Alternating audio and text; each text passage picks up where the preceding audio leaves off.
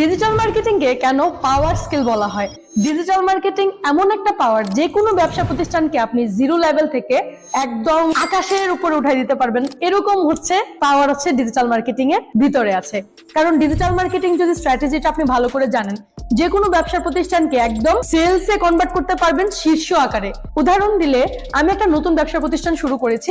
আমার একটা বিশাল বড় শপিং মলের মধ্যে একটা দোকান আছে, কিন্তু শপিং মলে যারা আসছে, ধরেন দৈনিক 500-600 মানুষ দৈনিক আসছে, এরাই কিন্তু আমার টার্গেটেড কাস্টমার না। তারা আসছে, 500 জন দেখলো, 500 জনের মধ্যে কিন্তু সবার দরকার হয় না, 200 জনের দরকার। 200 জন আবার কিনবে না, কিনবে ধরেন 50 জন। একটা প্রোডাক্টে যদি 200 টাকা করে প্রফিট ধরি, দৈনিক 10,000 টাকা প্রফিট, এই প্রফিটে কিন্তু আমাদের বিজনেসটাকে কখনো সার্ভাইভ করা পসিবল হয় না। কিন্তু আমরা যদি দৈনিক 5,000 জনকে দেখাতে পারি যারা একদম টার্গেটেড অডিয়েন্স, তাহলে কিন্তু সম্ভব আমাদের সেলসটা দ্বিগুণ করে তোলা।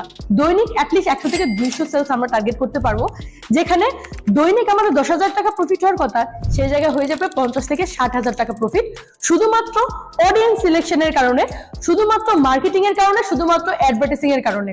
মার্কেটিং আর অ্যাডভার্টাইজিং নলেজটা যদি আপনার মধ্যে থাকে, আপনি বিশ্বাস করেন আর না করেন, ডিজিটাল মার্কেটিংটা দিয়ে শুধুমাত্র